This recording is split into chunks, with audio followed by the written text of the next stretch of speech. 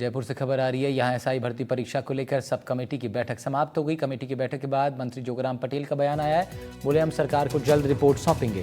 साथ ही उन्होंने कहा कोर्ट में जवाब पेश करने को लेकर भी उन्होंने जवाब दिया। कहा सरकार खुद तय करेगी क्या जवाब देना है। 26 मई तक सरकार को हाईकोर्ट में जवाब देना है। इसकी और मीटिंग की आवश्यकता नहीं रहेगी, लेकिन हमारी समीक्षा के उपरांत कुछ बातें बच जाती है और बहुत अति आवश्यक होता है तो बुलाई जा सकती है, लेकिन संभवतया आवश्यकता नहीं पड़ेगी। रिपोर्ट कब तक दे देंगे? अति शीघ्र देंगे। आपने पहले मीटिंग की थी। हाँ जी, धन्यवाद।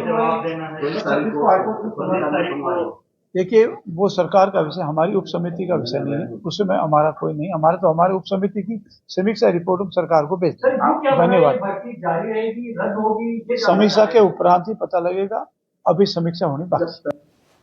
उधर भारत पाकिस्तान के बीच हुए सीज फायर को लेकर विपक्ष लगातार हमलावर है। कांग्रेस नेता सचिन पायलट सीज फायर को गलत बताते हुए कह रहे हैं कि जैसे ही अमेरिका ने सीज फायर की घोषणा की, पाकिस्तान ने उसका उल्लंघन कर दिया।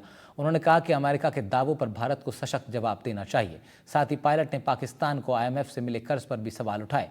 कहा क्या कोई गारंटी है कि पाक उस कर्ज का दुरुपयोग नहीं करता। साथ साथ उन्होंने बीजेपी विधायक कंवर लाल मीणा की सदस्यता रद्द करने को लेकर भी बात कही। भाग्यपूर्ण है, आप सबको याद है राहुल गांधी जी को जबरदस्ती उनकी सदस्यता रद्द करी गई थी और बिना किसी कारण करी गई थी। और इस मामले में जब सब कुछ स्पष्ट है, कोर्ट का आदेश आ चुका है, फिर जो माननीय स्पीकर महोदय हैं उस पर एक्शन क्यों नहीं ले रहे हैं। ये जो निष्पक्षता का प्रदर्शन होना चाहिए, चाहे वो बुढ़ाने जी का कार्यकाल हटाने की बात हो, कल हमारे अध्यक्ष गोविंद डोटासरा जी ने भी अपनी बात को रखा है, बिल्कुल सही कह रहे हैं कि इस प्रकार दो मापदंड नहीं हो सकते हैं।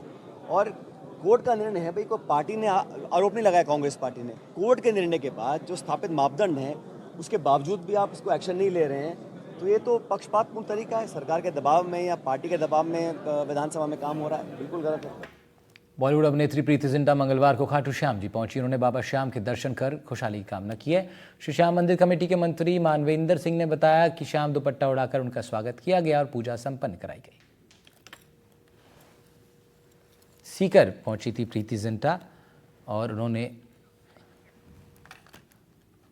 उधर चित्तौड़गढ़ उदयपुर नेशनल हाईवे पर टमाटर से भरे ट्रक ने बाइक को चपेट में ले लिया। ट्रक का टायर फटने से विपरीत दिशा में जाकर बाइक से टकरा गया, जिससे बाइक सवार गंभीर रूप से घायल हुआ है। अस्पताल में उनको भर्ती करवा दिया गया। चित्तौड़गढ़ से उदयपुर की ओर ये ट्रक मिनी ट्रक का बानसेन के पास ये जा रहा था और आगे का टायर इसका फट गया, जिससे ट्रक अनियंत्रित होकर दूसरी लेन में पलट गया।